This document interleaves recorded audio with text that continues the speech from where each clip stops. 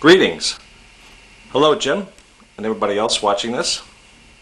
Now that July 4th weekend has settled down and the Mellotron Festival of Money Pit is now in the annals of history, it is now time to get to work. Before you, you see Mellotron Sound Effects Console serial number 6, produced in the middle 1960s. This one was a departure from other Mellotrons in that it was produced specifically to create sound effects, originally for the BBC and then used elsewhere. There were approximately 60 of these machines made, and they appeared in different colors. This one here is an early one in semi-gloss black. Later on they were produced in sort of an English battleship gray, I call it. So anyway, the purpose of this one here, videotape, is initial assessment, and we shall be stepping you through the restoration process from beginning until end. So that said, let's have a closer look at Sound Effects Console number 6.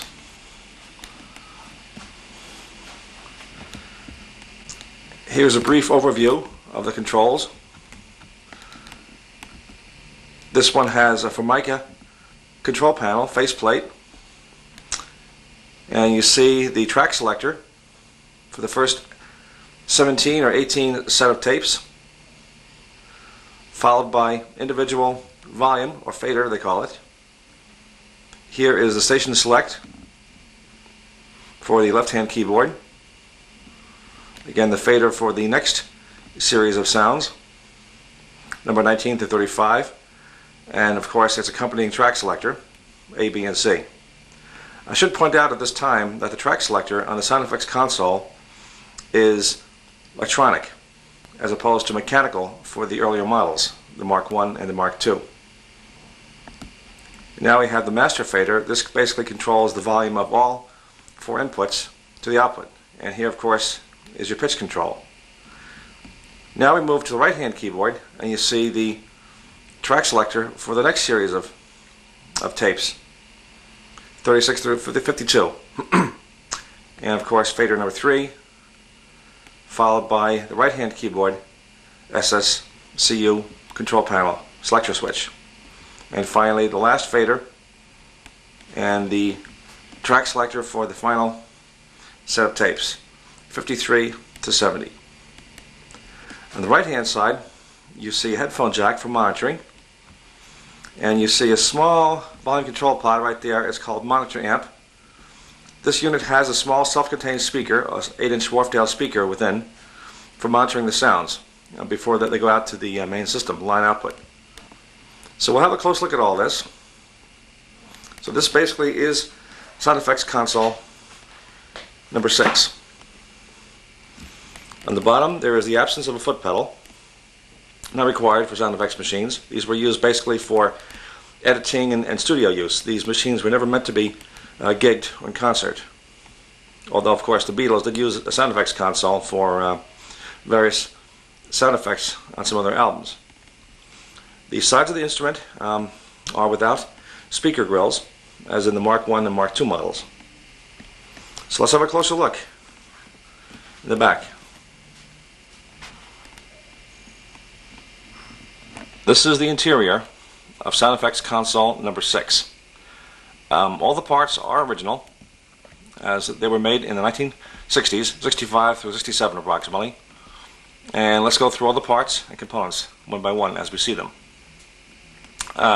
Here you see the right-hand cycling motor, Klaxon brand, early one, and the sync switch, the rotary sync switch, or swiper as some people call it, for the right-hand keyboard directly above. Just behind you see the original tapes, the sound effect tapes, and you probably can discern that 3 of these are broken. Unfortunately, these fell victim to a cycling error some time ago. However, all these tapes will be changed for musical tapes, per request of its current owner, Jimmy Moore of Glen Mills, Pennsylvania. Right here are the original SSCUs, or Station Select Control Units. Both do have a problem, so this is one of the things that needs to be addressed. Otherwise, a future disaster will occur. Now we move to the right-hand, actually the left-hand keyboard, pardon me, And there is a broken tape on the left-hand keyboard as well. As you see, the roller is to its bottom. The box here contains the capstan drive motor, which is a DC motor, unlike the Mark I, Mark II, which originally had the AC synchronous Pabst motor. And now over here again we have the Klaxon brand left-hand cycling motor, and directly above we have the left-hand synchronized switch, or swiper sometimes as it's called. Down here we have the speed control for the capstan motor. This is a CMC4. This is an early one. You see right there it says CMC capstan motor control. Now this will be replaced along with the motor. And in the foreground, this is the power pack for the sound effects console. Now this is interesting in that it is a Mark II power pack, but it has been modified and enlightened. A large transformer or choke has been removed, and some more components added for application for the sound effects model. So this is not quite an original Mark II power pack. It has been modified, I presume in the factory. And finally, this is an original audio amp, which is fully operational, requires no work, just some cleaning. And this drives a Wharfedale speaker, which is now off the view, now disconnected. It is attached right there to that jack. And finally, this is the output speaker terminal. There is a phone jack and an XLR balanced output, accompanied by a matching transformer. So the unit was quite well built. We'll have a look more at the insides in a moment, once I remove the top cover. So this is Sound Effects Console number 6, as it now stands before restoration commences.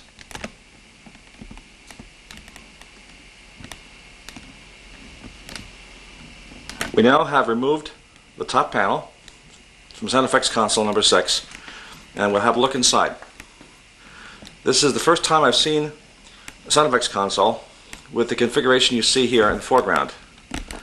All preamps are in the small metal boxes which are atop the tape drum assembly across the length of the machine. So each box corresponds to each preamp for each of the 4 head blocks. So there's number 1 right there, number 2 of course, number 3, a little dusty of course, shall be fixed, and number 4 right there. In the center of all this is the line amp. All 4 are fed into this box, and they're fed out to a single channel. However, I have a request from the customer, from Jimmy, to provide full stereo outputs on this machine, which can be done without any problem. So this is the configuration of Sound Effects Console number 6.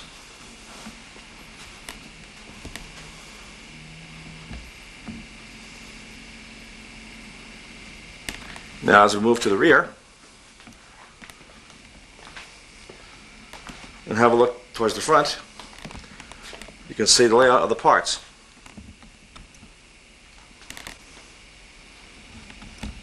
Right there we have the sync tape for the right hand keyboard, all original. Connections for the right hand side of the keyboards. Track selector switch. This is for the track selector number 4. This is the SSCU, right hand keyboard. Fader number 3. Track select number 3. Pitch control, master fader. Track select number 2. Fader number 2. SSCU for the left hand keyboard. And now we have fader number 1 and track selector number 1. At the very end is the main on-off power switch. So before this machine is disassembled, we'll run through some of the sounds and I'll let you have a listen to some of the sound effects this machine can produce. One sign here, indication of a problem, that you look here, you will see that the adjustments for the pad arms have been buried into each key. So somebody has not been using this machine properly through the years. However, this can be fixed. It is not impossible. The machine will be taken apart piece by piece and restored and reconstructed again to original factory specs. And right there you see the flywheel and the original dog biscuit belt, which shall be replaced. And this is the pulse tape and pulse head for the left-hand keyboard, all part of the cycling system. So what's going on here? This is not your average M400, because it's not an M400, obviously. So much more work going on, and I shall keep you informed of progress step by step.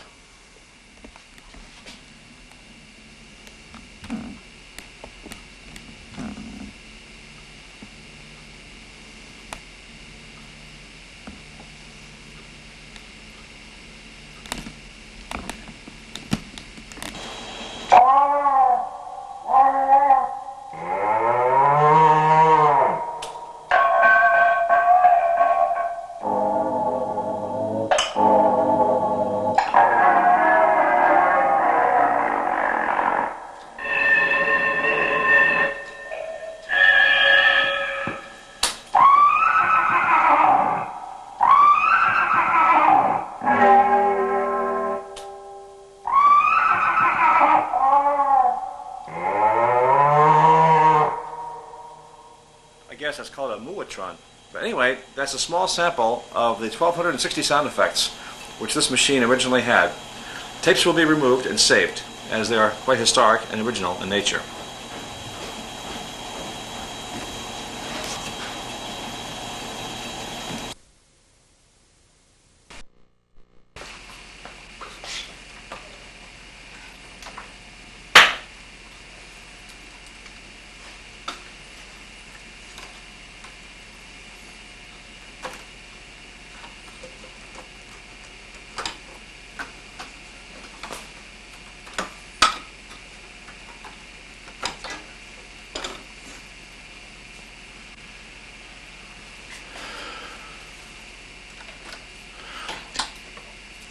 Disassembly has begun on sound effects console number 10006.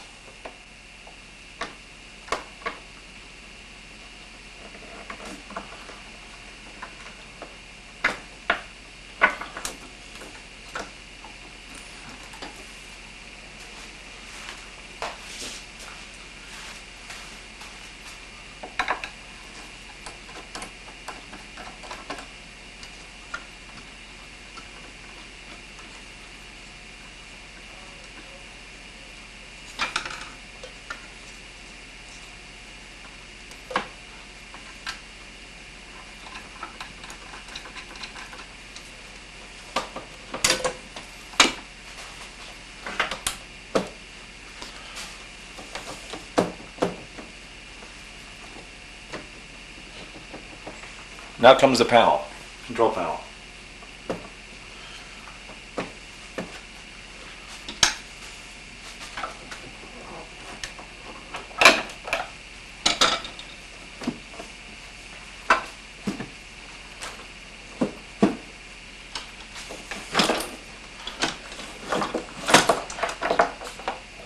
And the control panel is free, first time in who knows how many years.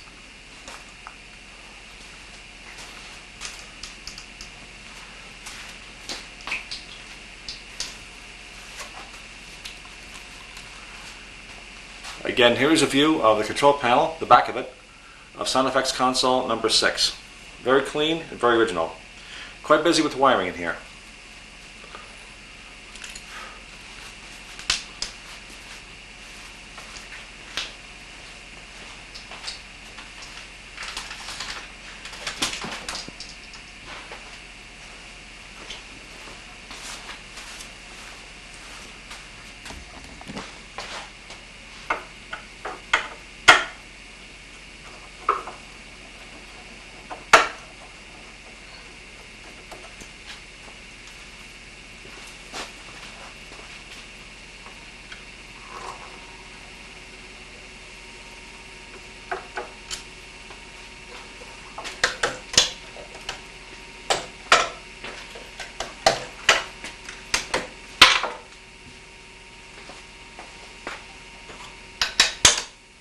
And out comes the control panel. Pardon me, out comes the preamp module. Pardon me.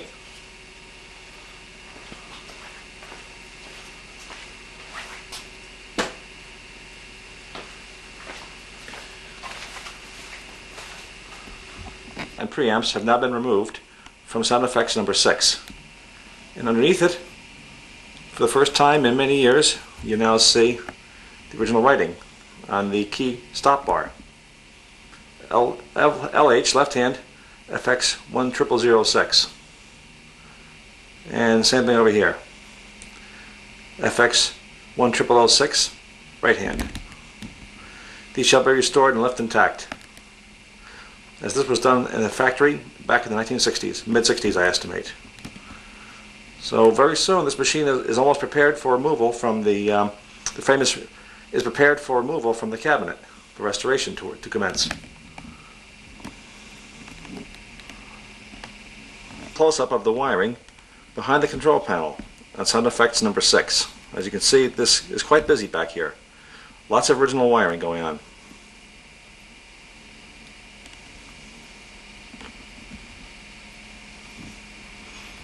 Left-hand SSCU,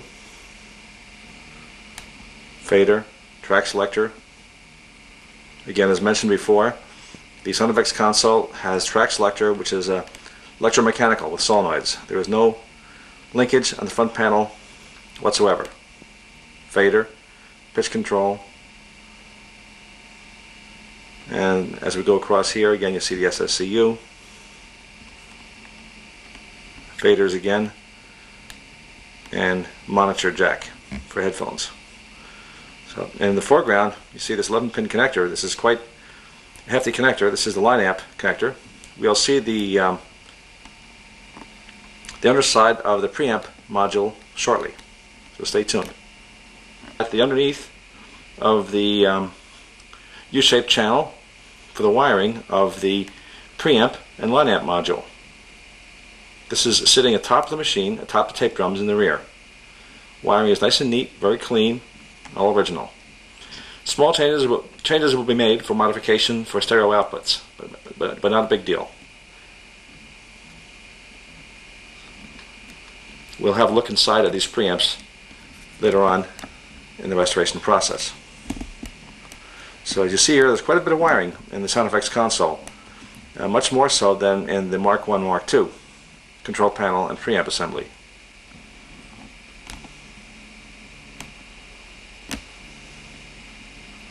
Hear me? Here is the inside of the line amp marked LA8, which straddles across the top of the machine. And as you look inside here on the line amp, you see 4 transistors, which shall be documented. A rather large capacitor, which was loose by the way, had become unsoldered or broken through the years, has now been fixed. And over here is the bottom side of one of the preamp assemblies, opened up for documentation's sake. So we'll have a look at this one and on the top side of the semi-unit shortly. Side of the preamp assembly, 1 of 4, and I shall be recording and documenting the device numbers of all semiconductors for future reference. So this is one of the 4 preamps in Sound Effects Console serial number 6. Owner Jimmy Moore in Glen Mills, Pennsylvania.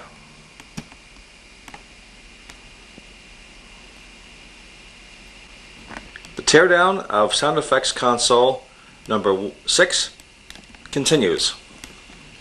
We now see the tape drums, and written on all the tape drums it's marked FX1 through FX70. Original markings on the sound effects tapes. This is sound effects number 30, FX35, FX36,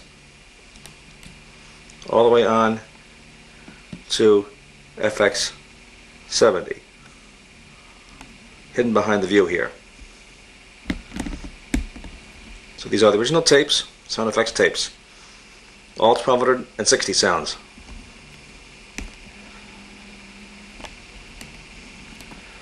And here in front I have removed the stop bar on the keyboards. And as you can see here in a moment, the pressure on the keys, especially the left-hand side, was set way too hard. And the key pressure adjustments in the right hand were all over the place. But anyway, this will be fixed and set according to specs. So stay tuned. Lots more teardown to come. Work in progress.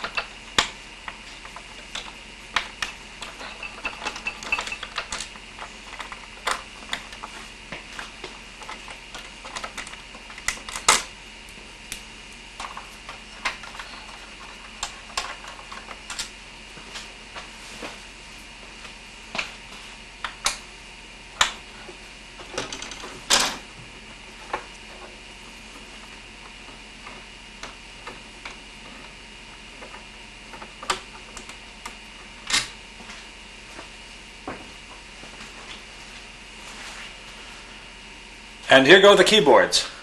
First time in who knows how many years or decades.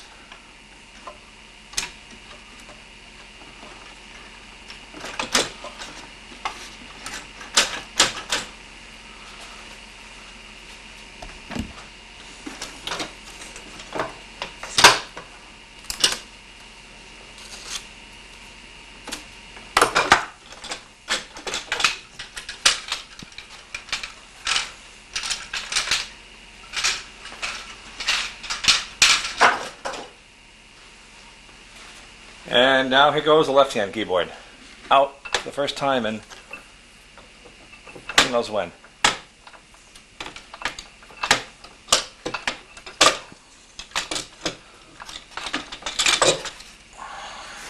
Upsy daisy.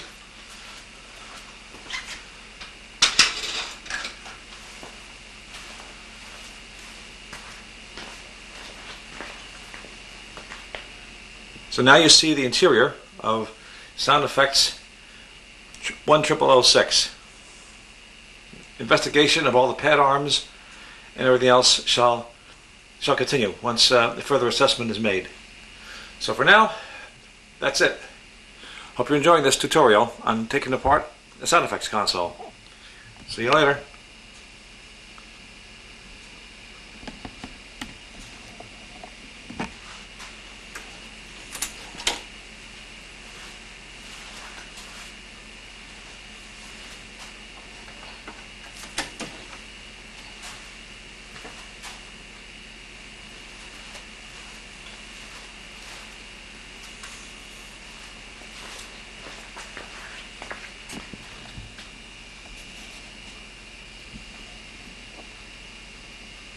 Left hand sound effects tape removal has begun.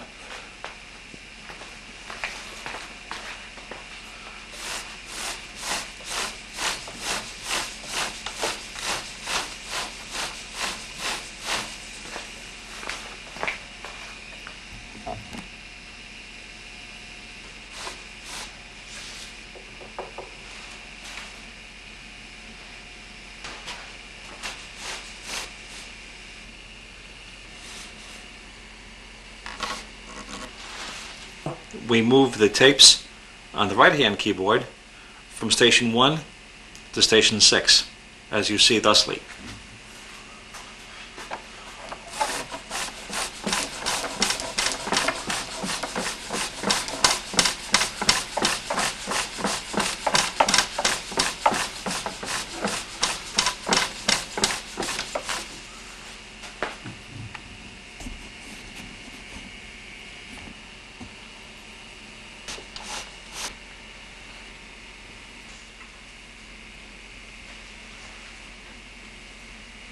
And so ends the tape winding process on the right-hand keyboard of Sound Effects number 6.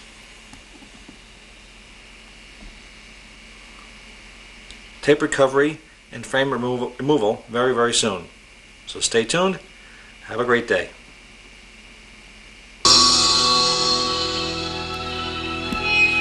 Greetings. And now you see the restored and detailed power pack for Sound Effects console number 6. It is looking like new. All parts have been identified and checked for performance.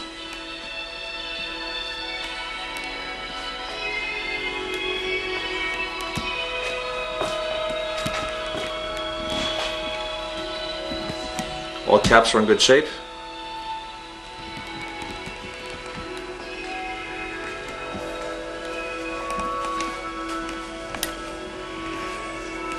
All semiconductors marked and documented. Everything labeled.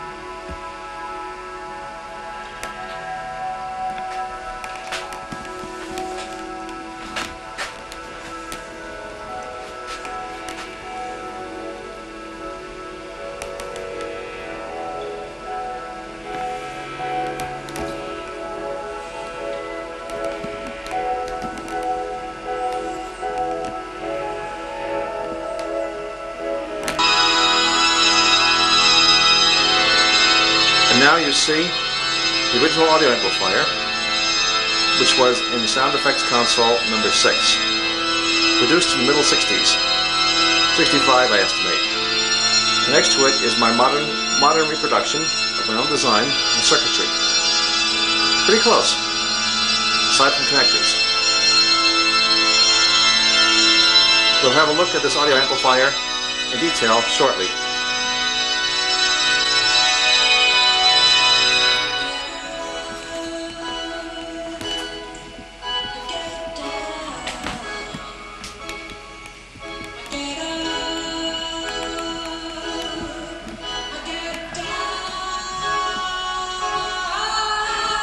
Here is an interior view of components in the original design audio amp.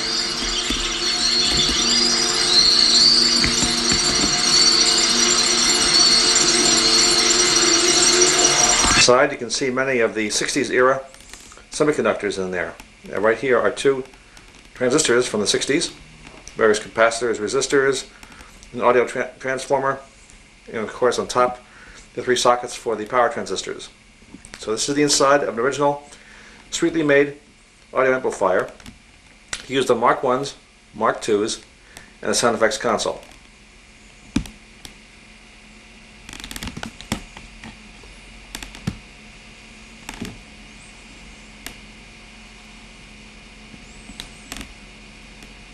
Greetings, Jim.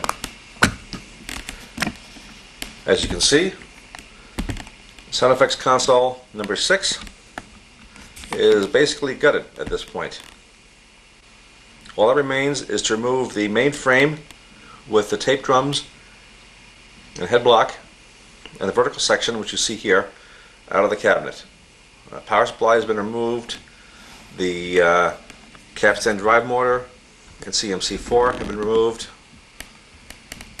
The audio amplifier and the output audio panel have been removed. Everything removed, but has been documented. So very soon, the extrication from the frame and cabinet shall commence. I would estimate during the next few days. So here is Sound Effects console number 6 in almost its barest form. Now, as we swing over here, we have a look at one of the SSCUs. This is an original SSCU that came out of your machine. It is not working. It needs to be troubleshot and tested. And you see here from the etching, SSCU Mark 4A. This is an early one. And to its right you see a later design of the circuit board.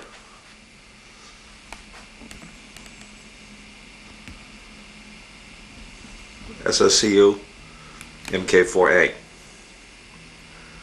The circuit is the same, the layout is the same, but just the copper clad etching is different. This one here, which you have, is the older one. So these shall be repaired and tested exhaustively inside Sound Effects console number 6.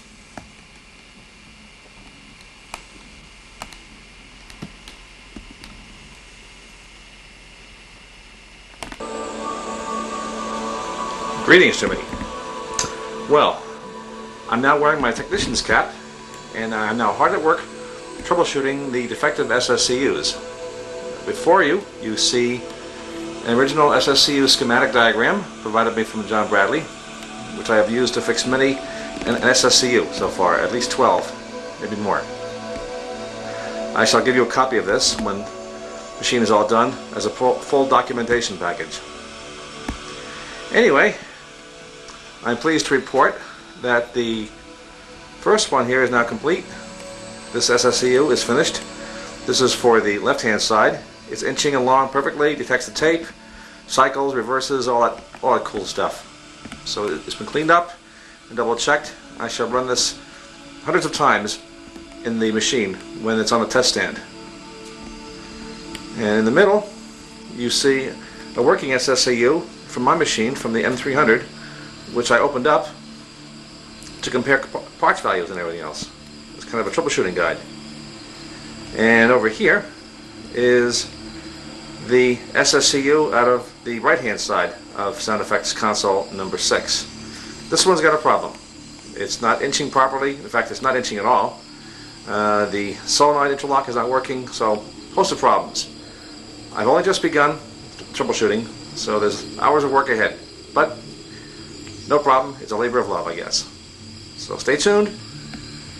More fun to come.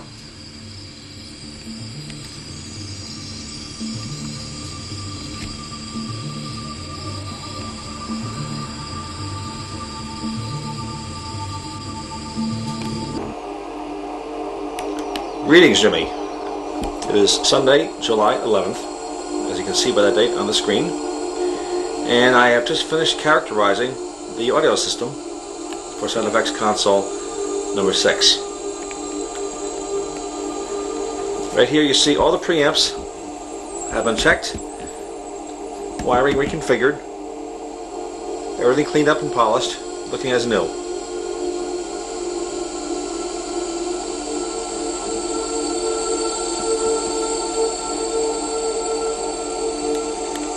And here is the line amp.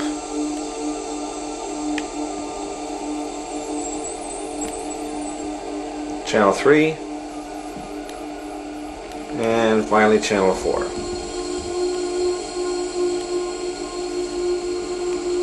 I found some original documentation on the Sound Effects console from the 60s.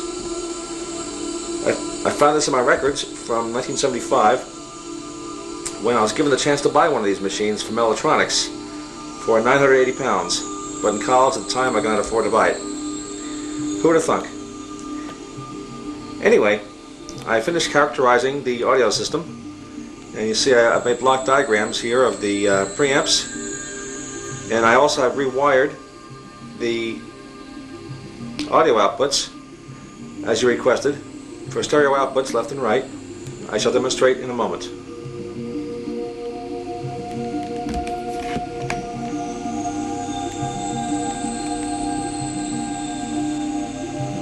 Again of the underside of the wiring, redone and cleaned up.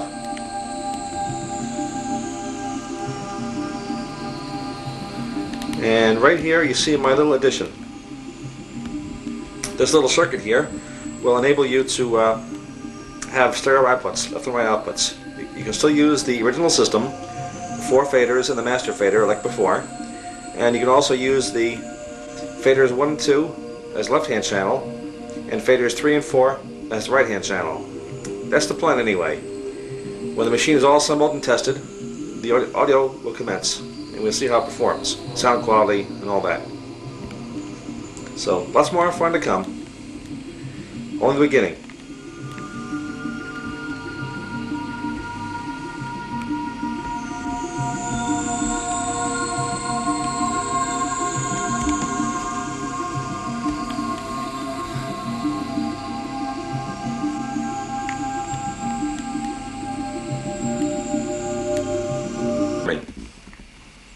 The tapes are about to be removed from sound effects console number 6. Here you see my tape rewinding jig, or as Ken calls it, the paper towel holder. All tapes from 1 through 70 shall be recovered and wound on these 3-inch drums for storage. The fixture itself is a piece of wood which I built for use on the Mellotron last year. Custom made piece. It is not drilled into the cabinet anywhere, so it's non-invasive. You'll see the process of tape recovery in time lapse in a short bit.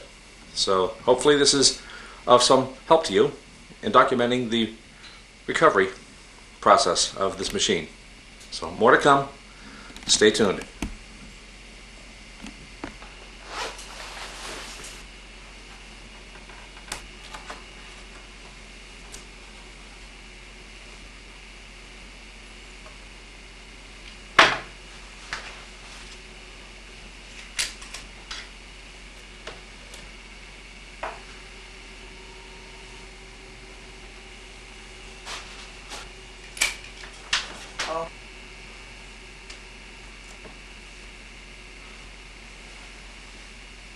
And now you see that the tapes on the right hand side, numbers 36 to 70, including pulse tape, are ready to be wound on the new storage drum atop the machine, which you see on the top right of the photograph.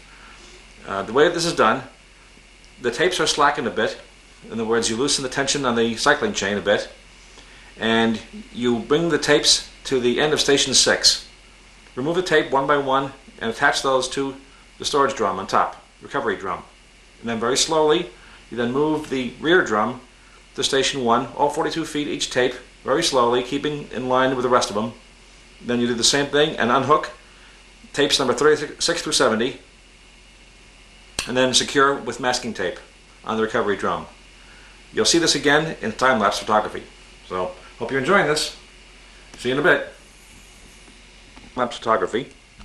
For the last time, you shall see the sound effects tapes marked FX 36 through 70.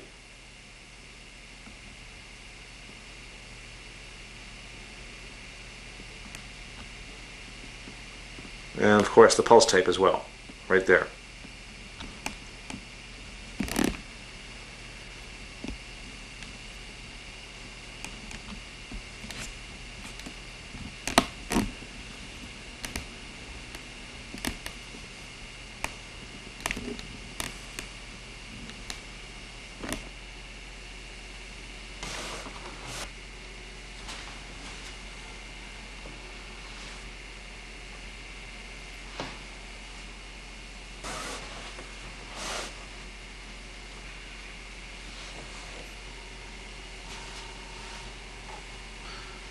Switch to real time, as I'm now at station 1 on the rear drum, and soon we'll finish tape recovery on the right hand side of sound effects console number 6.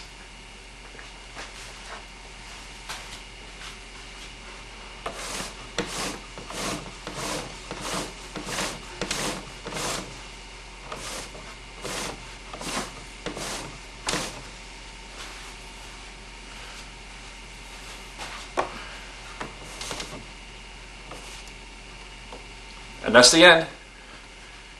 Now I must unhook the tapes right here, number 36 to 70, and the pulse tape. Unhook those and attach those to the drum, recovery drum in the back. So that is how you save tapes on a cycling Mellotron, Mark 1 or Mark 2 or a sound effects console for that matter. Hope you're enjoying this.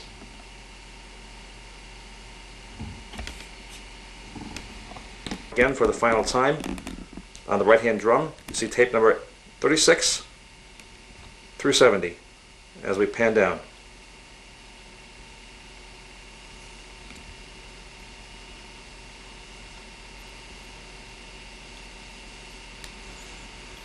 And here is again the tape recovery drum fixture which I made.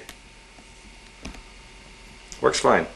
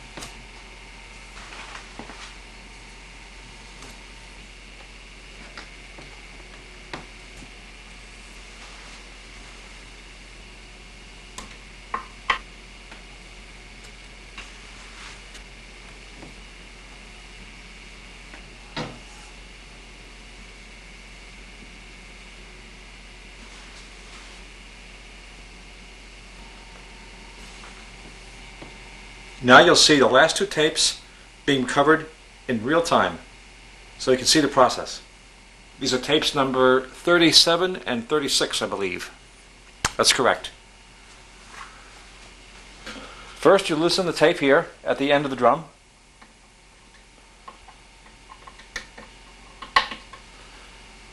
Hold it over here with a finger so it doesn't snap, and let go of the tape. You now hear the tape spin through the turnbuckles at the bottom. We're back online. The battery conked out on the camcorder. Anyway, I shall do the last two tapes recovery in real time so you can see the process. I'll zoom in here closer so you can witness this.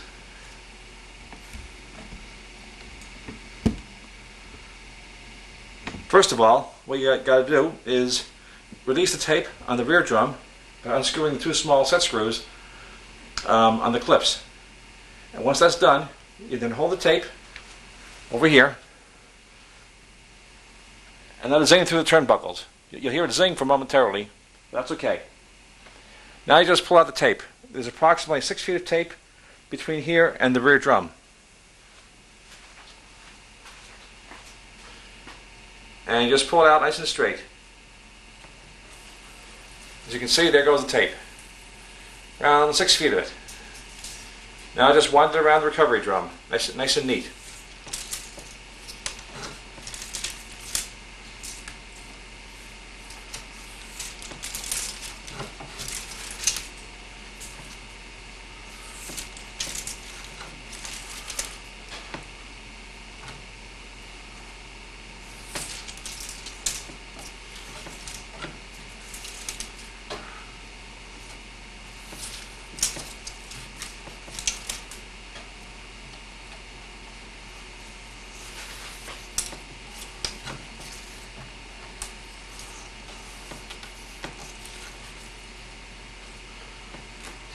Use a small piece of masking tape and secure the tape on the recovery drum.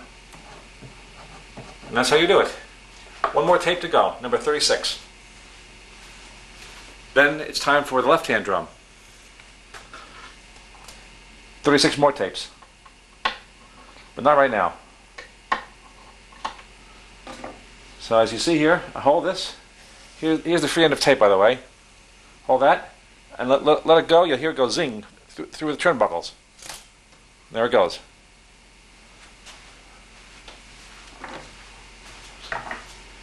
And like before, just pull out the free end of tape. Approximately 6 feet of it.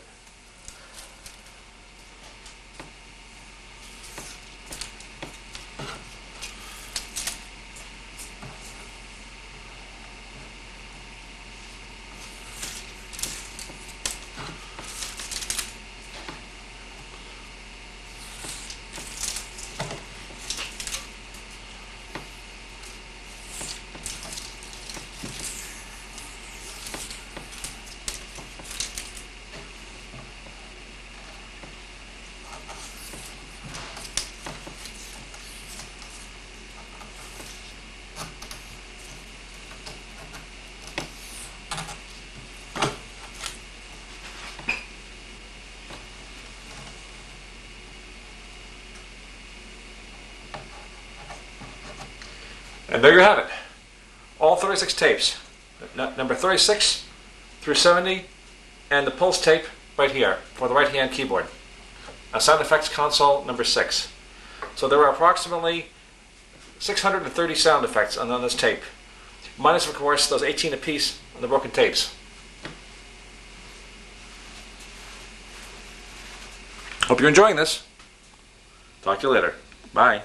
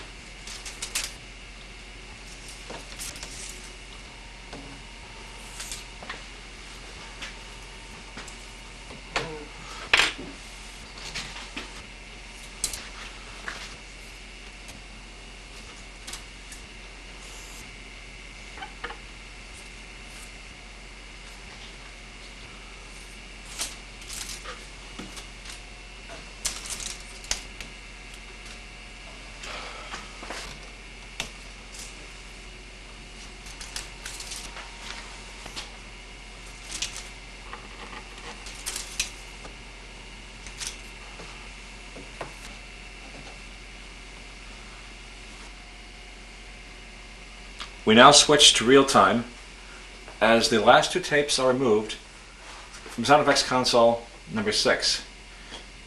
Sound effects tape number 1 and the left-hand pulse tape shall be removed. And for the first time in nearly 4 decades, this machine will not be producing sound effects anymore. But in the future, it shall be refitted with music tapes.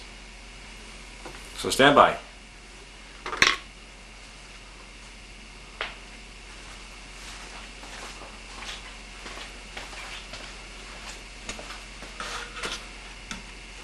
I'm loosening tape number 1 right now. Sound effects tape number 1.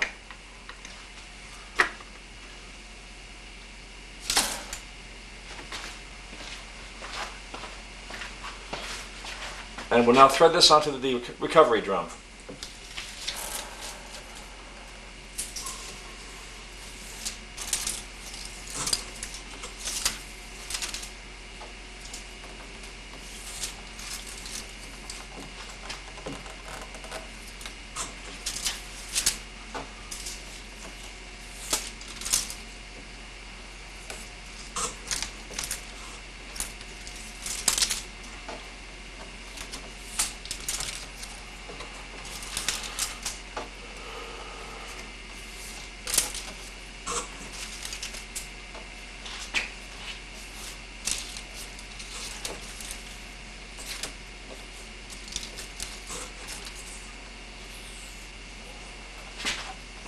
Perhaps you can see this. It says FX1 start. Right there. Hopefully you can see this.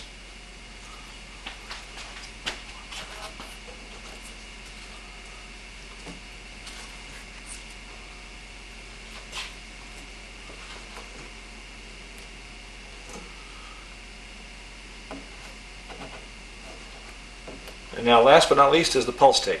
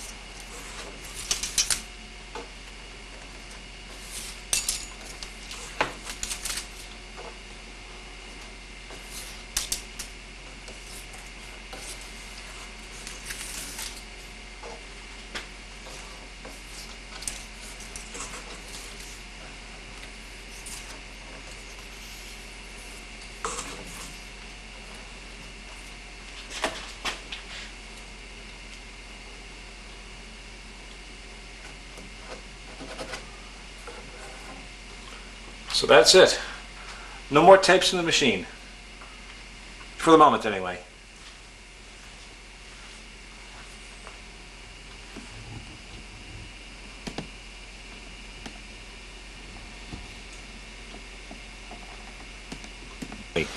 Well, the weather is too nice to remain in the basement, sequestered, working on Mellotron parts, so I decided to bring the parts outside. The keyboard will be cleaned up next, now that all the tapes have been removed from number 6. So you'll see cleaning of the keyboard and all that, chamfering of the rollers, and time-lapse, so on and so forth. These are the same things that were done to all the machines, the Pintertron and my own machines as well. So stand by and you'll have a look at JK in action.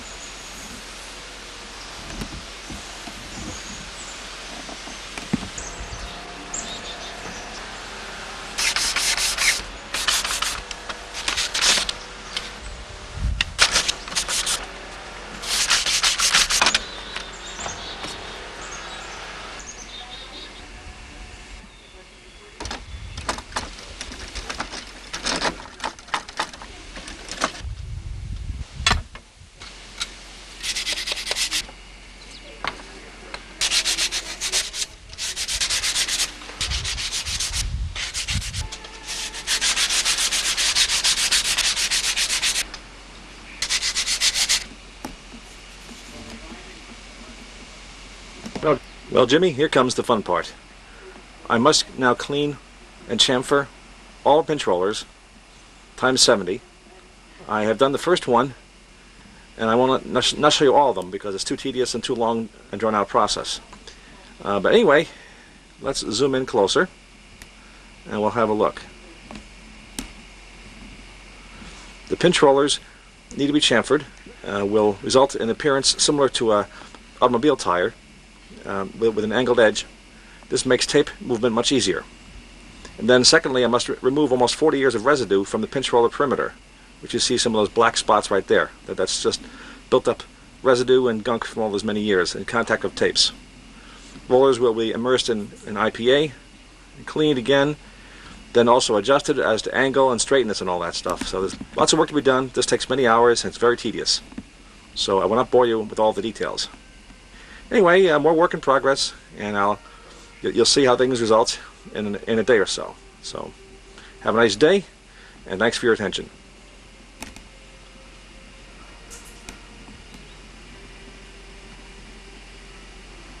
Seven pinch rollers are completed. And as you can see here closely, the edges are now chamfered. And I removed all the gunk from the roller surface itself. So the contact should be nice and smooth for the playing of tapes. So there's 7 done, 63 more to go. Stay tuned. Adios.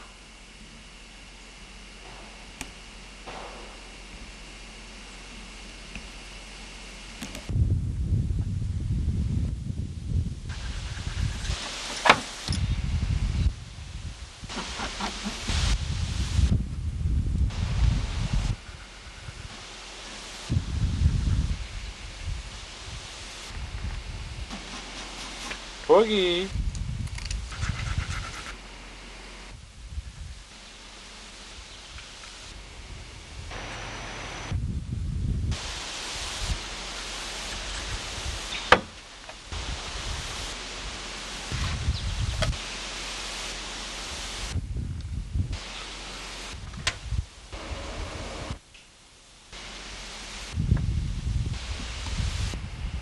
Fine here.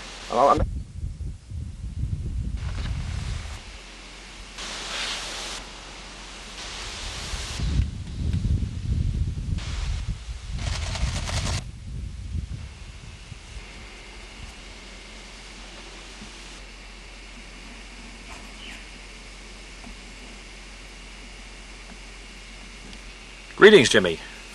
It's now around 7:30 p.m. on the 13th of July, and before you see the finished, cleaned up, and detailed right-hand keyboard out of SFX number 6. Except for the screw adjustments for the pads and rollers to be installed tomorrow morning, this is basically done. Let's have a look at the back side. It shines like new, maybe better than new. underside of right-hand keyboard, SFX, serial number 6. As you can see here, everything is sparkling, cleaned up, polished, detailed to perfection.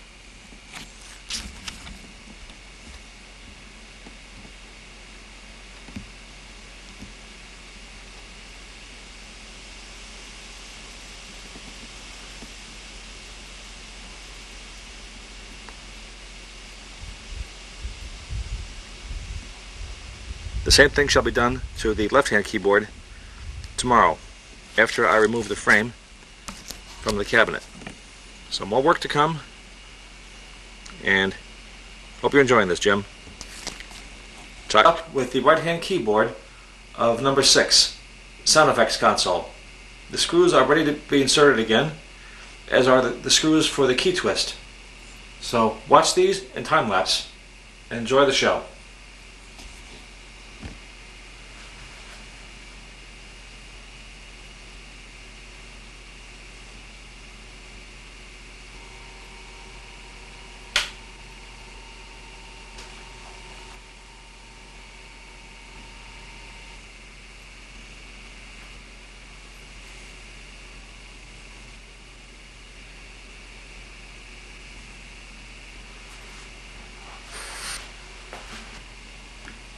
And so ends the work on the right-hand keyboard of Sound Effects Console number 6. It's been a long day, however fruitful and fun. Okay, Jimmy, that's it for now. See you tomorrow. Bye.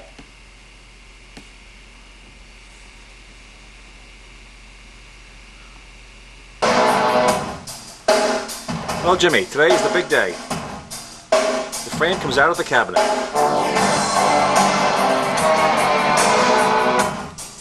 Here's the genie lift I rented, all 12 feet high.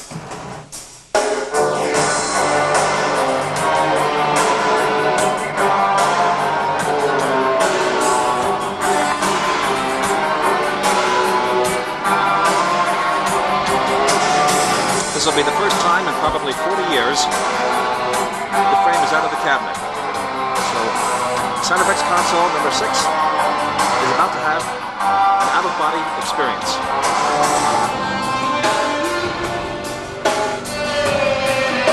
And you'll see the whole thing unfold in time-lapse photography.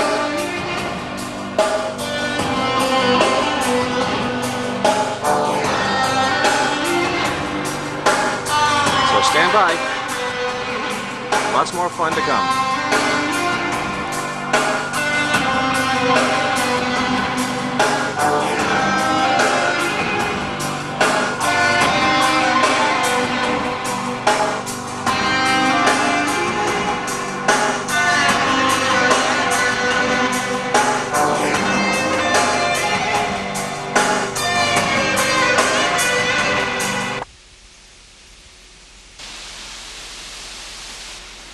A chance for a walk-on appearance before the out-of-body experience begins on Sound Effects Console number 6.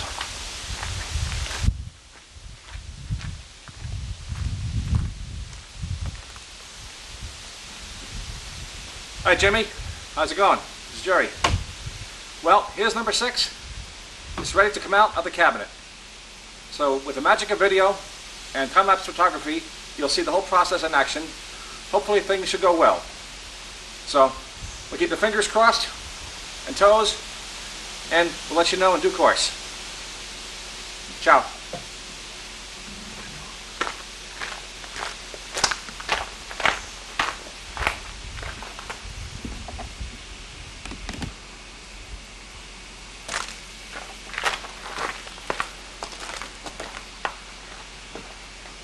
Hi Jimmy, this is live. This is not time-lapse. Here goes.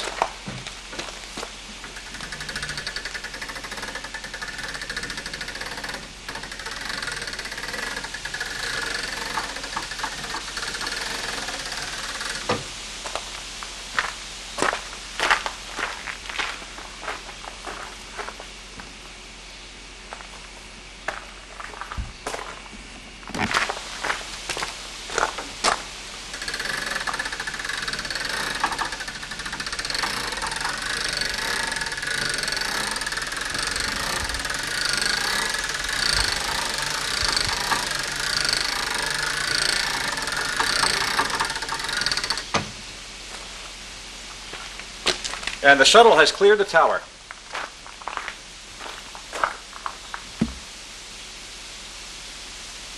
What a thrill.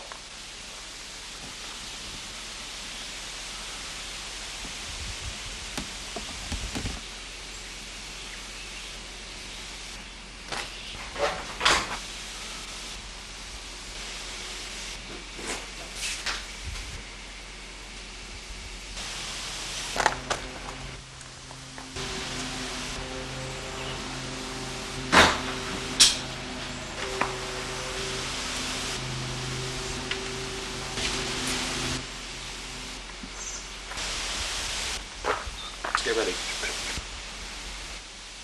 Give my card to you. Try this one here.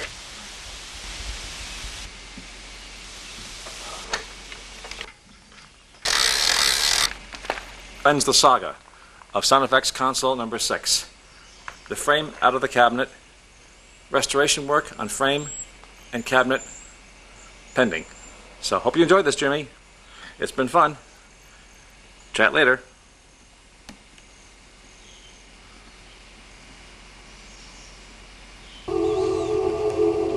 Greetings, Jimmy. You now see Sound Effects Console number 6 out of the cabinet. It is now on the Mellotron frame, which I had designed years ago for use on the other machines.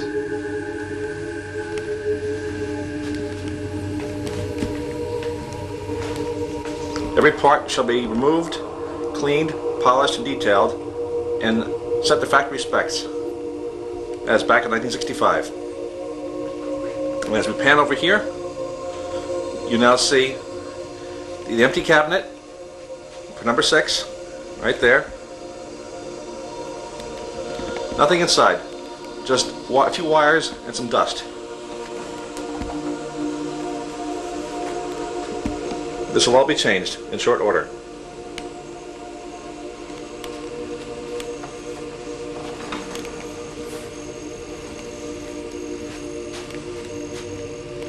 Anyway, first thing I want to show you is a problem I discovered and suspected earlier with the keyboard, the pad arm adjustments. If you recall, the pad arms were set very, very low. The screws were set so low in there they're almost buried into the wood. The right-hand keyboard has now been cleaned and detailed, everything back in place as per video the other day. However, I want to show you the problem with the pad arm adjustments. Stand by. Here is a macro close-up shot of the problem. This piece you see here is a standoff used to support the pad arm assemblies on both keyboards. This one here is the left-hand keyboard. As you see here, the problem is that this one here is a Mark I style, which means that the top of the standoff is flat or parallel to the frame, and of course tape heads. This causes a problem with alignments and also adjustments as well. Now I'll show you the way it should look, so stand by. Here is what the piece should look like. These are the two inner ones from the pad arm assemblies, pad arm support bar standoffs on number 6. If you look, you can see a small angle of around 15 to 20 degrees on them. So this caused the pad arm bar, which you see right there, to tilt, and it would cause the screw adjustments to be increasingly deeper as you moved across the keyboard. However, I can fix this. Not a problem. It may just involve some machine shop work.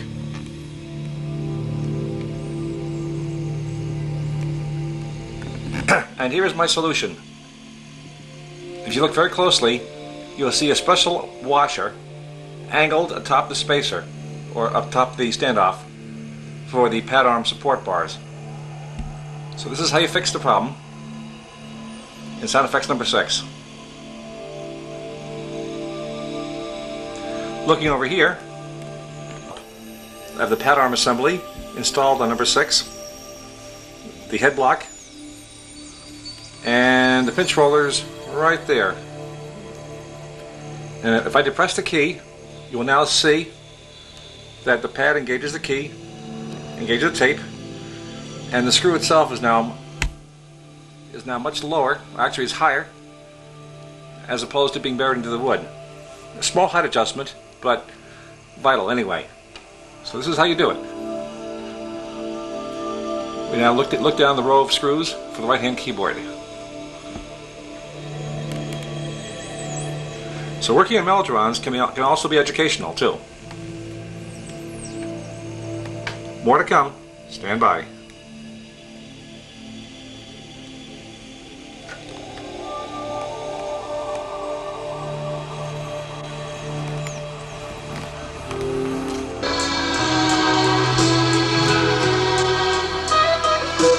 Greetings, Jimmy. Well, your sound effects console is getting nice and shiny, piece by piece. Detail work has commenced on all the internal parts in the main frame. Tape head shining like new as we look all the way down the row.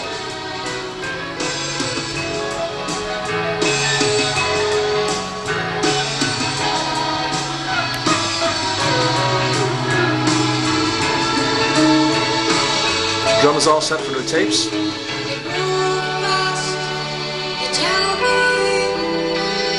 Next job is the tape storage box and the guide combs and track solenoid to be cleaned. And we're almost done for the top. Moving right along here.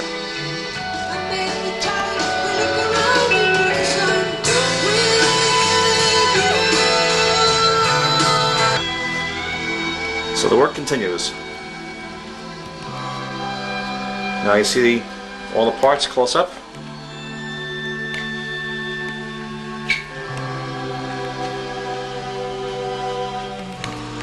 The cap stand and the storage box cover are next.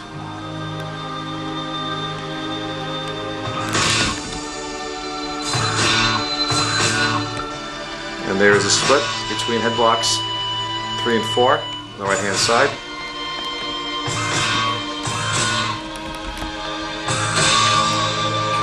And a split between head blocks 1 and 2 on the left hand side.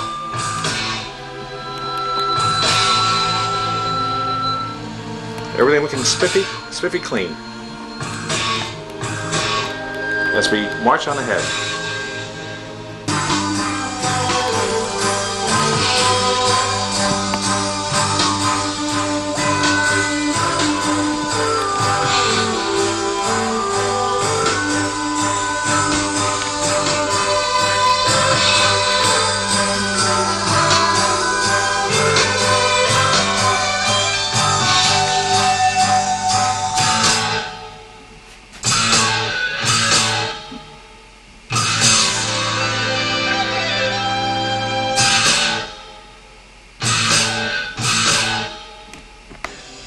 Well, your sound effects console number 6 is in pieces, completely in pieces. There's parts of it over here, there's some of it over there, and as we swing over here, there's a keyboard sitting over there, you got something over there, we got a bunch of stuff underneath these bubble wraps here, and we got some more parts in the box here, and you got some major parts over there, and finally the keyboard for the right hand side. Now if I can figure out where these parts go, just kidding. Anyway, Jimmy, I want to highlight for you the components which make the sound effects console model quite unique amongst Mellotrons. First of all, as we zoom in here, this is the complex track selector mechanism, which is electronic. It consists of 2 solenoids and a triangular plate, which is attached to the head block, which you see on top there. By moving the head block, choosing track A, B, or C, solenoid will kick in on the left to the right, depending on which track you want. Track B is neutral, center position. So you have 4 of these assemblies for the whole sound effects console. So all in total, sound effects console number 6 has a total of 10 solenoids.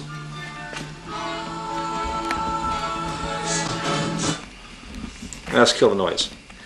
Okay, here we go. This is the track selector solenoid assembly for the third channel, which is the first half of head block right-hand keyboard, second half of right-hand keyboard right here. And now as we look towards this side, here is the track selector mechanism again, the sound effects mechanism for the left-hand keyboard, and ditto again for the first half of the left-hand keyboard. As we zoom in again, on top here, this piece you see right here, this long bar, is actually a piece of aluminum U channel, head block channel. This is a bulkhead connector fitting for the plugs, for the track selector solenoids, all 8 of them. So this is the complex mechanical system for the sound effects console. I've taken pictures of this to document, because these will be shown on the web as well. First time in my life I've seen these things close up. Quite an arrangement back in '65.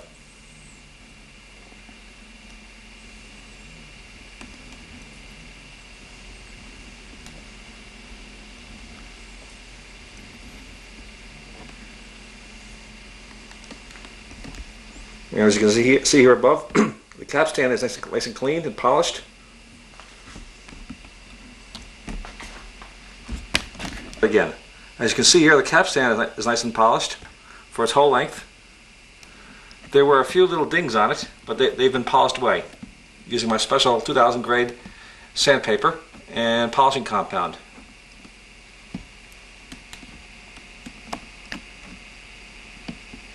So capstan is fine, not to worry. So these are the innards of sound effects console number 6.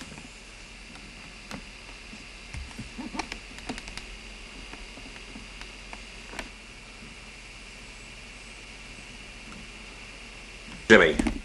Well, as work winds down at the end of the day on Friday, I look once more at the track switching mechanism on sound effects console number 6.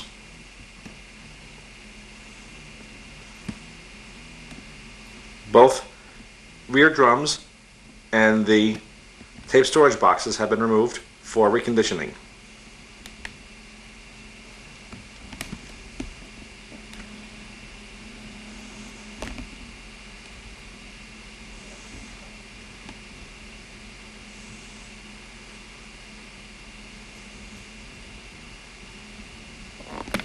However, there is a more serious problem just discovered moments ago. This frame crossmember here, which you see right here, that goes front to back, has a small amount of frame sag to it. If anybody who owns an antique car from the 60s, frame sag is known all too well to them. I estimate between 3/16 and 1/4 inch of frame sag on this side because of the heavy weight of the flywheel and the drive motor and everything else. I must find some way to straighten that out. So consequently, I have removed all the components. There's a wooden sideboard. I have removed the cycling motor and everything. And now in the process of fabricating a new piece out of thicker plywood. Right here you see the original piece, the wooden sideboard or end board. And next to it, I'm tracing out a new one. This is out of the same type of hardwood birch plywood, but thicker. So this should help to keep the frame straight in the future. I have been told this is quite common with older Mellotrons, frame sag, but this is the first time I've experienced it. Well, there's always a first time, I guess. So that's the news for now. Some of it good, some of it not, but take it as it comes.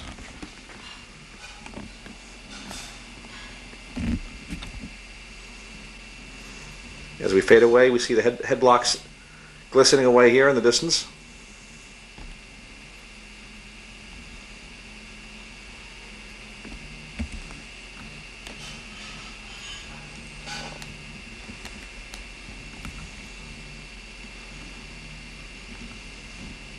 And to show the central pillow block, bearing block, showing the serial number stamped in. Sound effects console number 6, 10006 FX.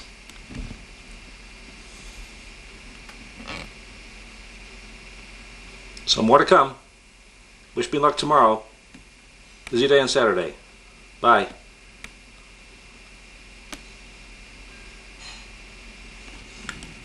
Good morning, Jimmy. Hi. July 18th on Sunday morning. And as you can see here, Sound effects console number 6 is in pieces for the most part. There's stuff everywhere. Motors here, chains there, sync switches over there. Basically everything is in pieces. And the reason why, as mentioned the other day, I had to isolate and cure the bent frame. This cross member here, which you see front to rear, still in clamps, was bent and sagging a 1/4 inch, causing problems with left-hand keyboard adjustments and ultimately playability with the machine. And right down there, this little piece of wood is my custom-made jig to straighten the frame. And after 2 days, it has worked. But of course, in the process, I had to disassemble the whole machine in that part. But not to worry, it'll be back together again before you know it. So anyway, we now move over here, and I will show you my latest side project associated with that. This is the original wooden end board, made of 3/8 inch plywood, and this was cracked or had a fracture on top, which actually caused the frame to sag through the many years. So to rectify this, I now have fabricated identical piece. This is now 1/2 inch plywood. This is high-grade Baltic birch, made from the same material as in the 60s. And I'm using aircraft fasteners, which are guaranteed not to break, to assure many decades of performance on Sound effects console number 6. As we swing around once more again, you see some pieces undergoing that have just gotten a fresh coat of polyurethane. These are the tape storage boxes for the left hand and for the right hand respectively. So lots of work to come. Assembly is just underway. So at end of today, everything should be fine and back together again. We'll let you know in due course. No time lapse on this one, Jimmy. It just takes too long. So wish me luck, and I'll let you know at the end of the day. Ciao.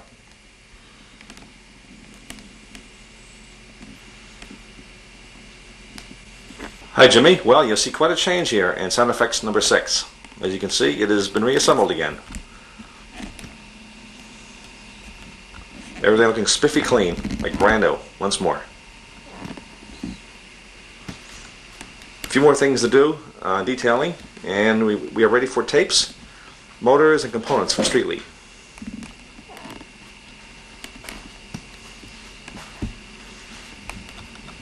Everything nice and shiny, just like all my Mellotrons I work on.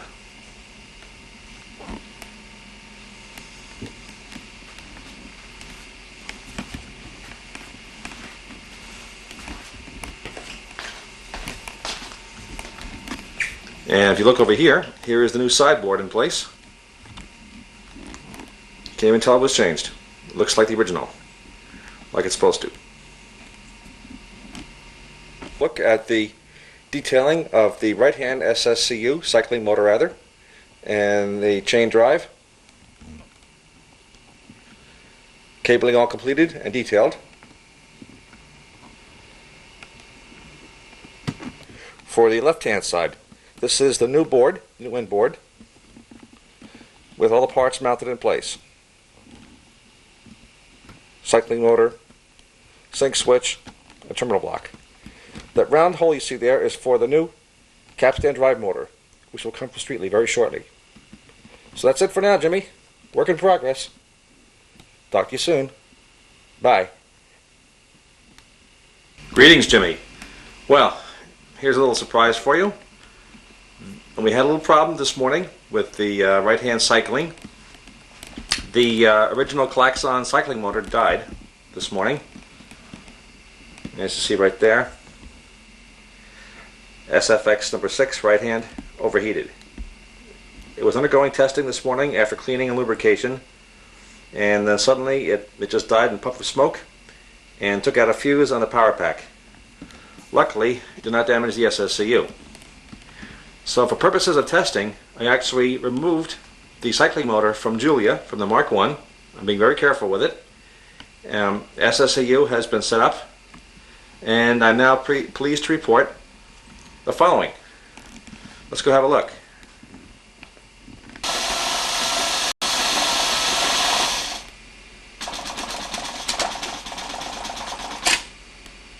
Well, well, that's a good sign. We're cycling. Station 1 coming up.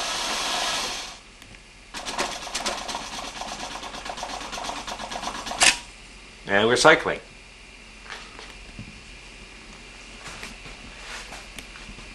Now let's go from station 1 all the way out to station 6 and see what happens. This will be a first one for me too. Here goes.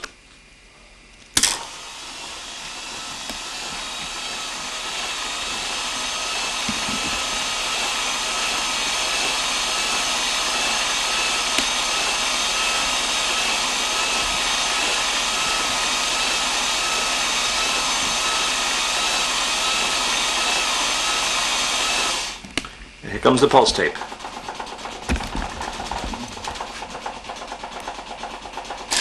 And we got it. Success. So the same thing shall be done to the left-hand side. Testing, troubleshooting, cleaning, all that stuff. As I assume these motors have not been turned in decades. So anyway, more action to come, Jim. Take care. Talk to you soon.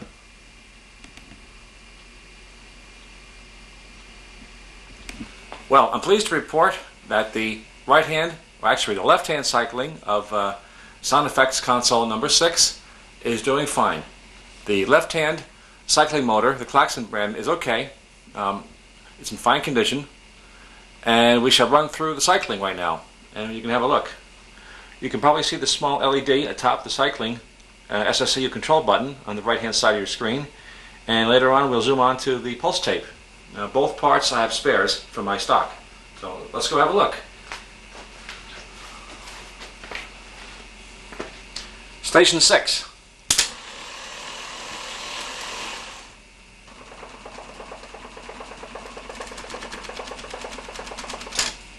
Bingo. Let's go back station 6 to station 4 and check key lock. Key lock works. Inching.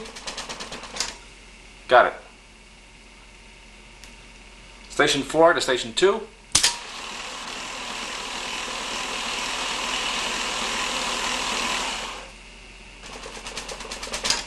Got it again. Now we'll check station 1 and also the reversing function. I shall lift the pulse tape.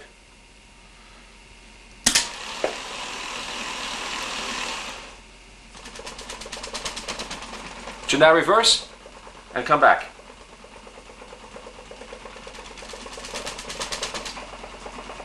There it goes.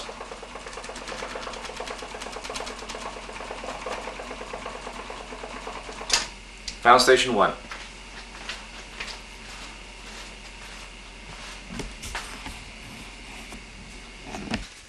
Now, as you can see, pulse tape mark number 1 is over the sensing head on the left-hand side of sound effects number 6. Now let's cycle ahead through each station from 2 to 6. And you can watch the inching up close.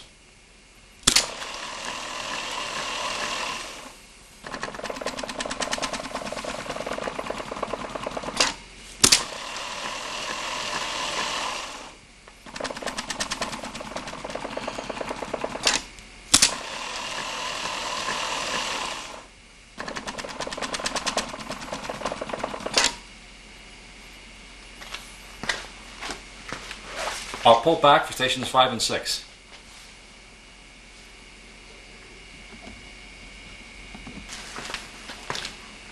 Station 5.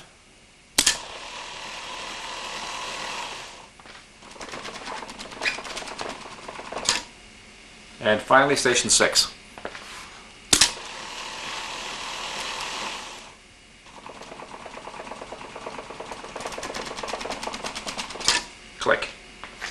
Looks good to me.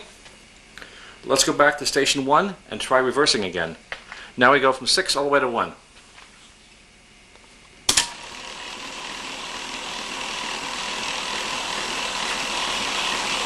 Moving right along here.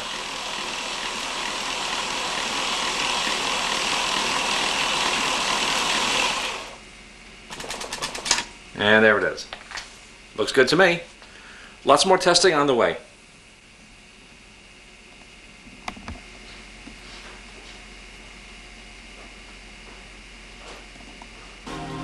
Greetings, Jimmy. Well, as you can see, I'm once more at it. This time, it's the pad arms for SFX number 6. As you can see here, I've commenced work already on the left-hand pad arm bar, polishing, detailing, cleaning, and all that.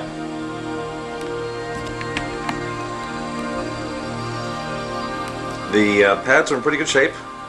They need adjustment, straightening, and all that to factory specs. A couple need regluing, felt replacement, and such, as required. Again, no major surprise. The machine is, after all, nearly 40 years old. And right here is the right hand, which I have not done yet, which will be done sometime today. Again, it's not in too bad shape.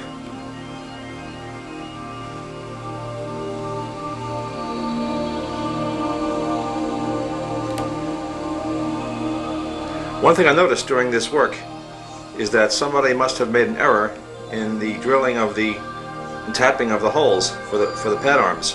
I found quite a few helicoil inserts, 4BA size, and one of them they had to use and tap 2BA size. I guess someone goofed a long time ago. That's okay, can be fixed. So you'll see checking and gluing and assembly of the pad arms in time-lapse following this brief introduction. And right there you see the pad arm screws soaking in the 180 proof alcohol bath. So that's it for now, Jimmy. Stand by for time-lapse.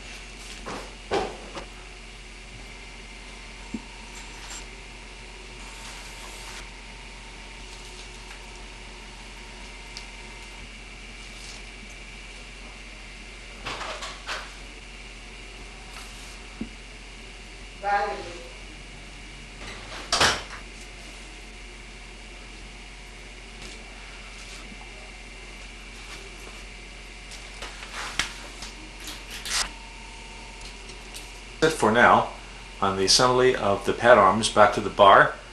After a bit, you'll see these being installed and adjusted on the left-hand keyboard of Sound Effects number 6. Hope you're enjoying this, Jim. Talk to you after lunch. Bye.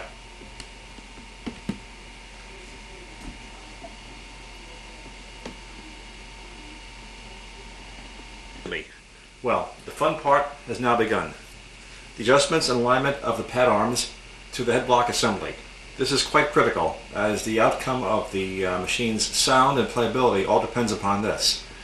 The pad arms must be set at the proper angle, which was done moments ago. They must be installed parallel and in line with each tape, square over each tape head, and when the new tapes are installed, they may need to be adjusted again for playability for each key and each note. So this is very critical adjustment, but hopefully once it's all set, it shall remain so. So stand by, you'll see the whole action commence in time lapse. Take care.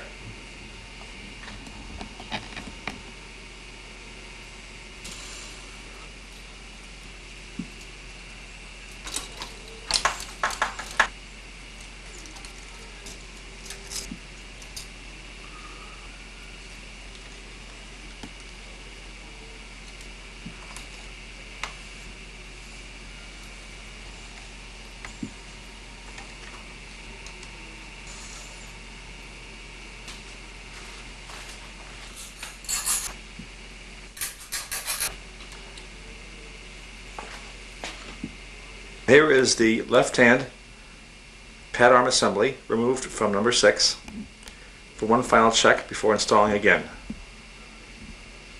for verification purposes.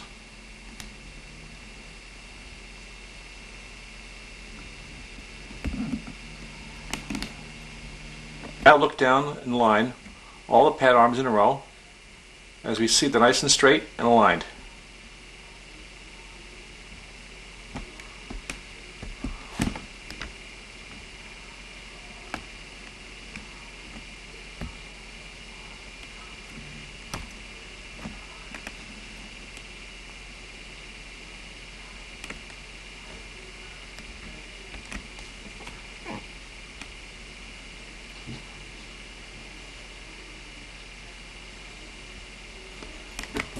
Well, now we begin on the assembly of the right-hand pad arm assembly. You see the pile of cleaned and polished detailed pad arms right there. No, not there. There. They're about to be assembled, and then once that's done, we then swing around and set them up over here on the right-hand side of Sound Effects console number 6.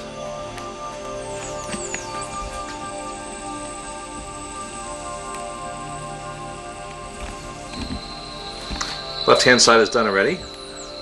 As you can see, the pad arms are in place.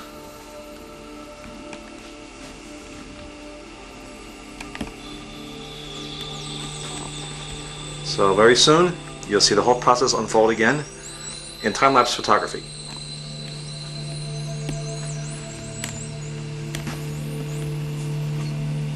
Stand by.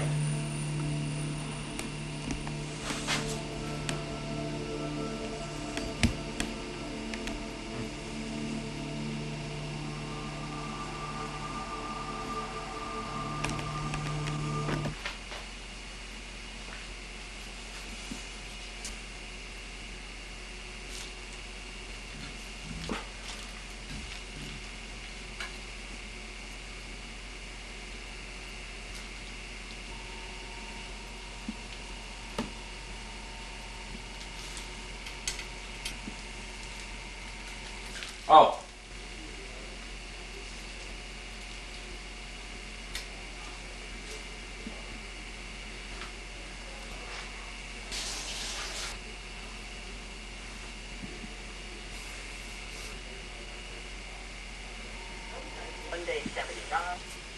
Well, Jim, that's it right now for the pad arm assembly on the right-hand side of Sound Effects number 6. Stay tuned for the pad arm installation on the machine and setup and adjustment.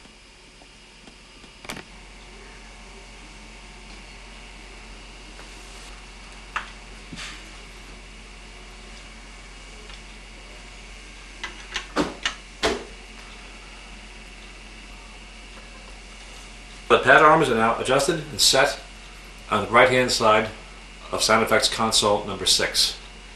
It is near supper time today, and I shall retire soon for the evening, as far as work goes on number 6. So we'll work tomorrow.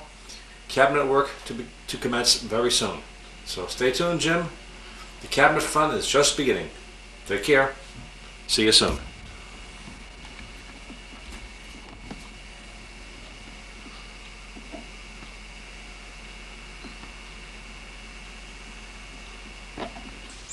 Well, it's a nice Saturday afternoon here in Vermont, and as you can see here, the cabinet for Sound Effects number 6 is outdoor, sunning itself. Actually, it's here for a more important reason. Cabinet work is about to commence, sanding, smoothing out, and all that for refinishing. So as we walk around and have a look here, you'll see that everything has been stripped. All the wooden pieces, hardware, clips, fasteners, latches, everything has been stripped here totally. Harnesses, everything. It's just a plain bare wood cabinet right now at this point. So this will be sanded with my father's antique sanding machine, and you shall see this in stop action photography if time permits and if conditions permit. So stand by, and more sanding and more dirty work to come. Take care.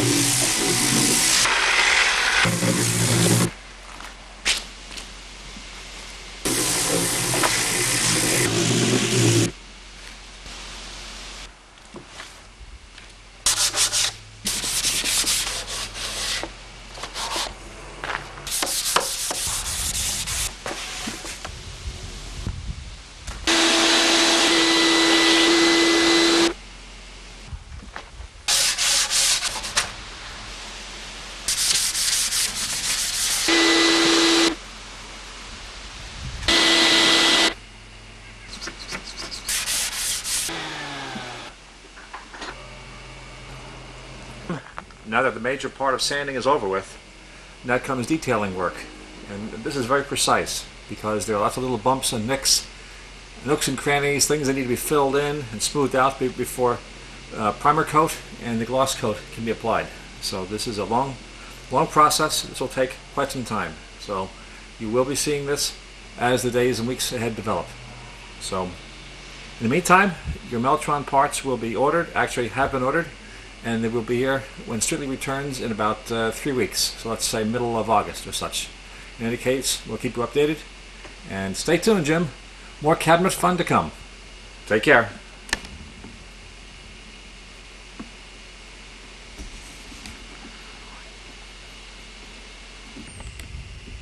How are you today?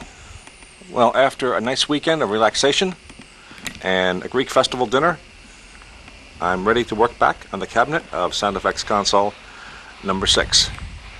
Weather is beautiful today, and cabinet work is being done semi-outside. And as we swing around this Vermont countryside, which you've seen, we now see number 6. 6's cabinet. All scratches and dings are being addressed and filled in and smoothed out as I find them one by one. You now see the top lid here, which is about to be resurfaced in preparation for new spray paint, undercoating and gloss black as you requested.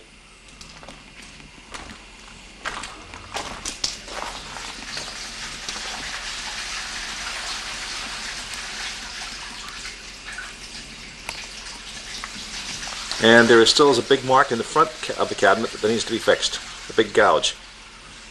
The top lid also will be repainted and resurfaced and smoothed out, as will every piece be in this machine.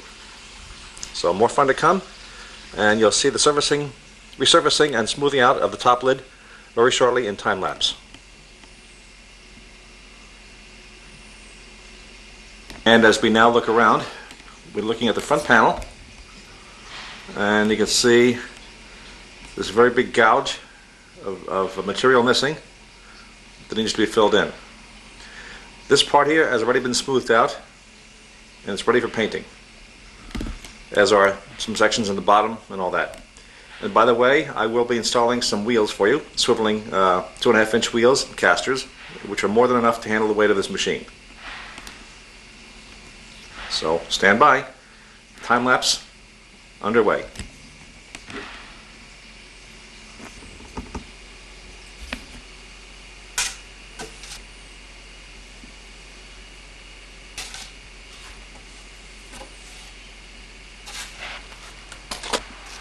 Now, as you can see, the top panel of Sound Effects Console number 6 has been applied with leveling material. This must now dry over a day's time and will be smoothed out and sanded, after which time the top of the lid should be as smooth as glass, ready for undercoat and spray painting. So more fun to come. Ciao.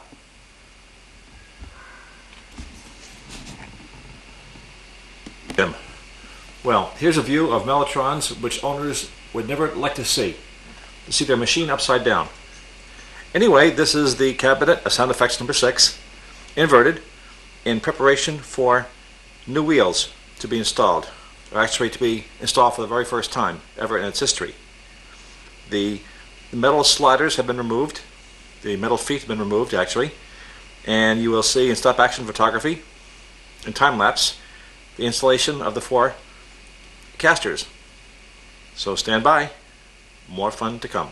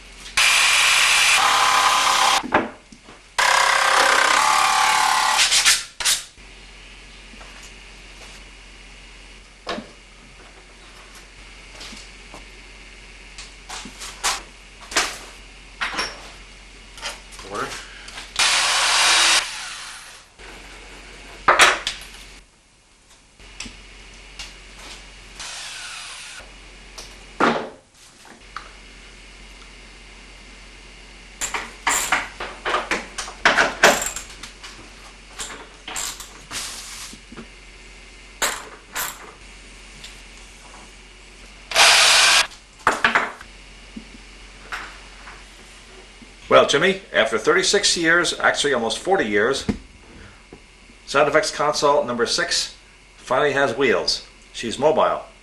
Let's go have a look.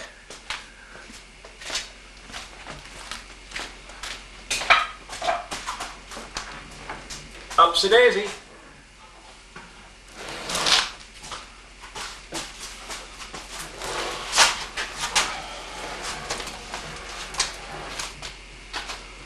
Not to worry, I am a professional.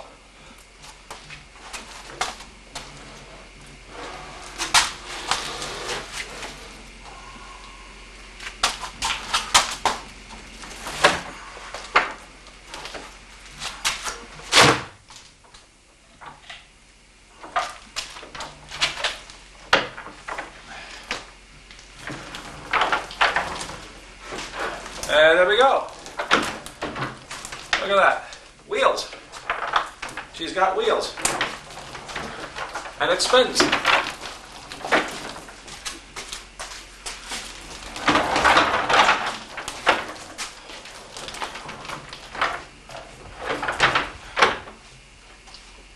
Boy, oh boy, modern technology.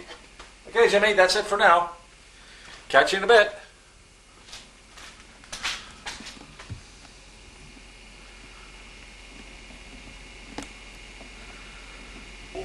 Greetings, Jimmy. Well, progress has been made on the cabinet touch-up work for Sound Effects Console number 6. You see here in front of you, all the scratches and dings and everything else have been filled. The top lid is ready for spray painting for its undercoat, and then gloss coat.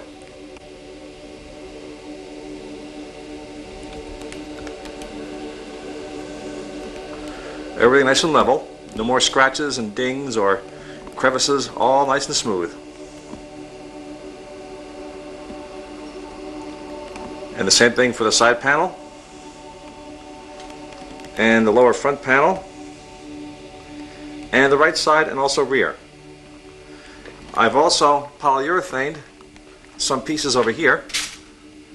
These are the original mahogany Mellotron frame supports that were in the cabinet. These have been cleaned and detailed in polyurethane so they sparkle real nice. And same thing for the little frame supports in the front. The two long rails you see are the main supports for the power pack and Mellotron accessories inside the machine in the cabinet.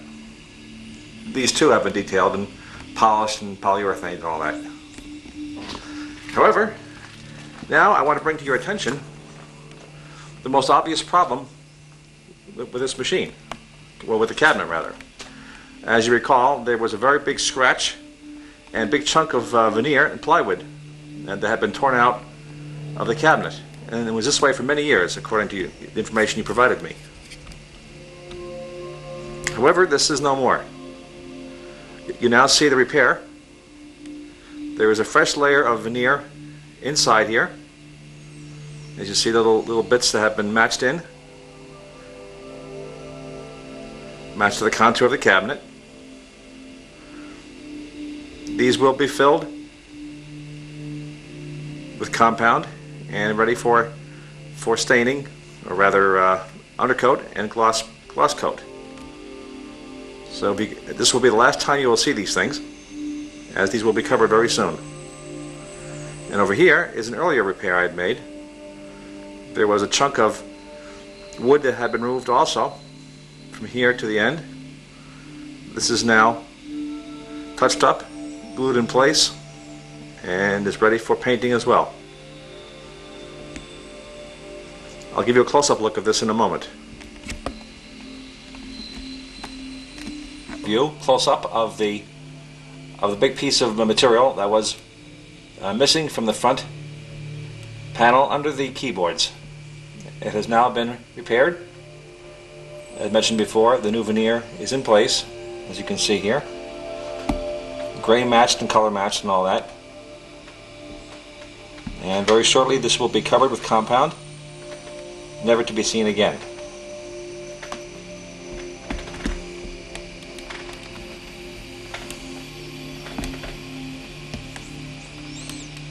Fits in very well, I think.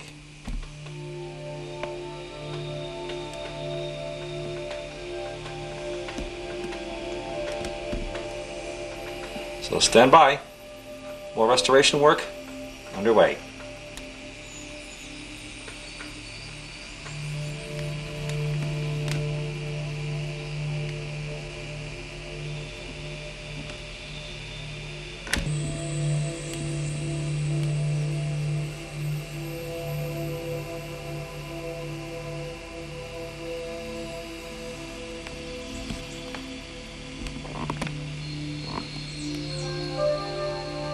A word to the wise. I'm just being frank with you.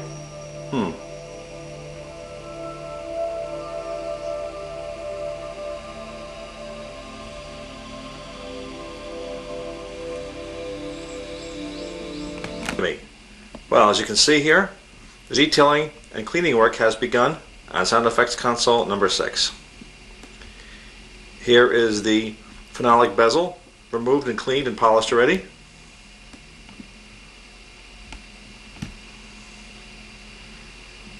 Looking like new.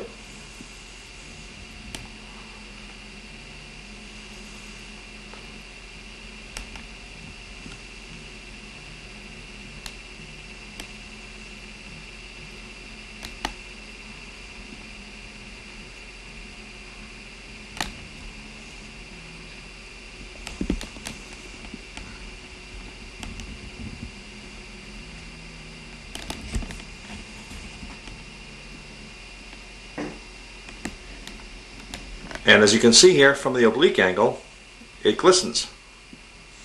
I use a special polish for plastic on this material. Results are very, very good. Let's have a look at the control panel and cheek blocks. Stand by.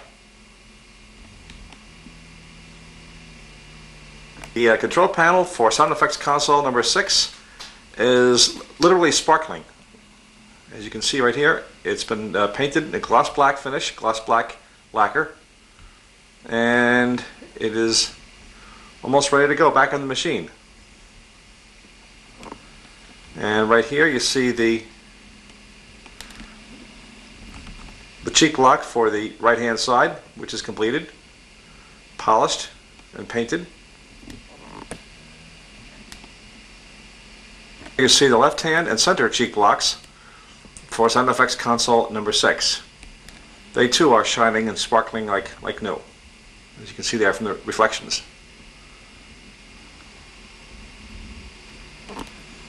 So the restoration process is underway. Next big job is the painting of the cabinet with gloss black lacquer. So stay tuned. More fun to come. Have a nice evening, Jim. Chat soon. Bye.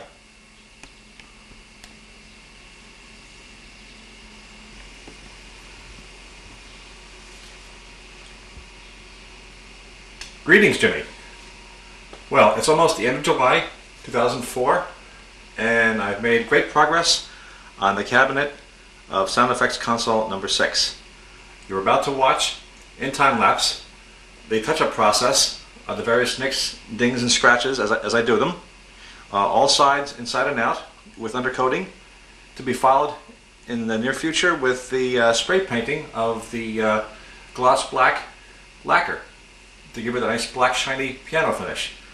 So stay tuned, in time-lapse, lots more fun to come. Take care. Catch you in the bye.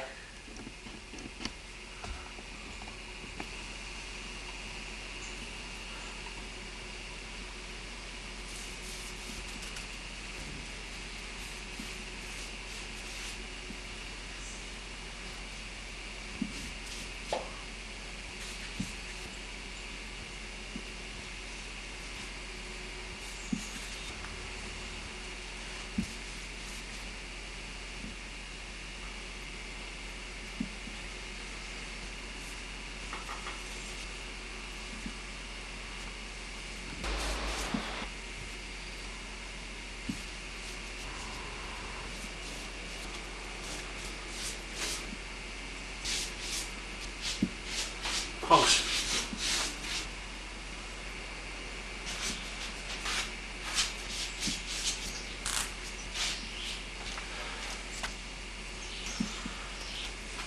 Lito.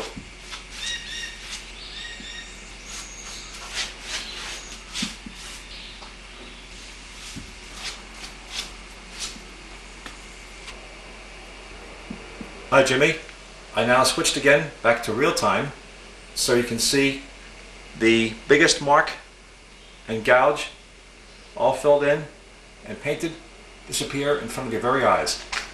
Stand by.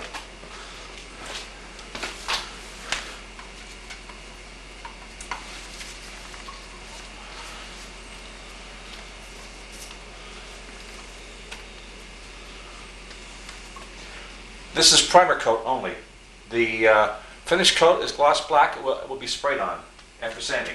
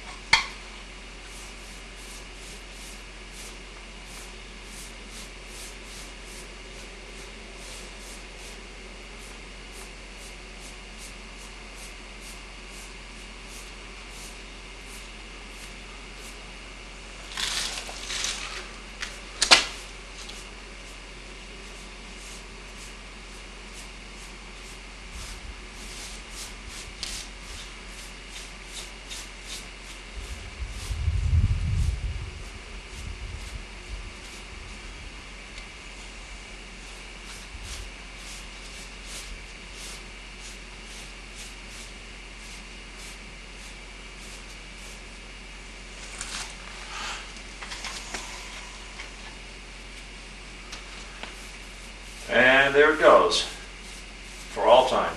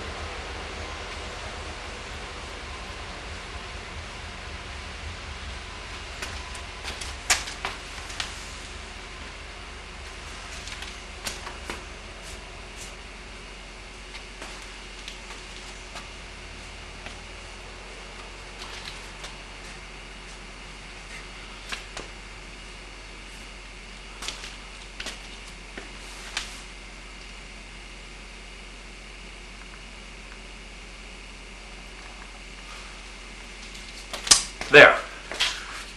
Just has to sit for a day or so to cure and sand and recoat again before the gloss black is spray painted on.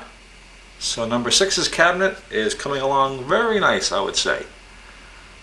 So stay tuned. More fun to come.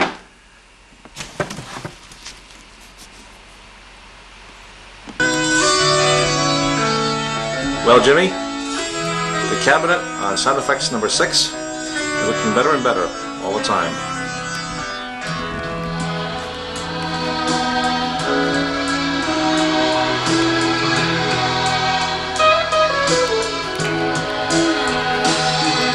The front and all sides, interior, exterior, have been redone in spray paint, primer.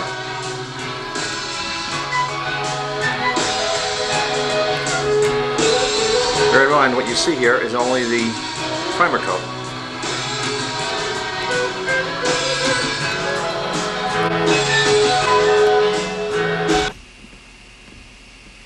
So as mentioned, this is only the primer coat in satin black.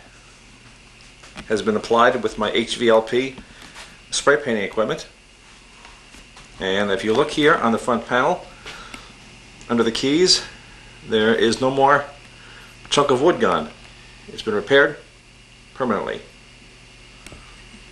So the cabinet actually is starting to look real nice now. And on top here we have inverted. This is the underside of the top lid, which reveals the nice grain underneath. This is being polyurethane and finished off as well. And the hinged cover is outside in the garage, still curing and drying after spray painting. So number 6 is doing pretty good.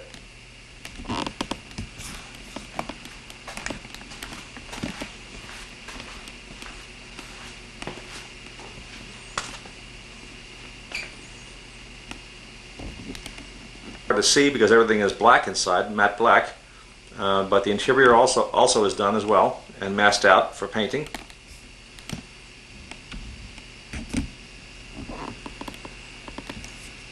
So we're underway.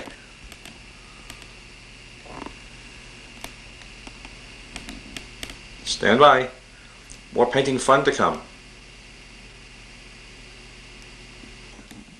Well, as this tape runs out of restoration tape number 1, you can see that all 3 cheek blocks are done. And ditto for the control panel. It's all nice and shiny now, and it's ready for a reapplication of the phenolic faceplate. All nice and shiny, looking brand new. So the machine is starting to look pretty good now, Jim.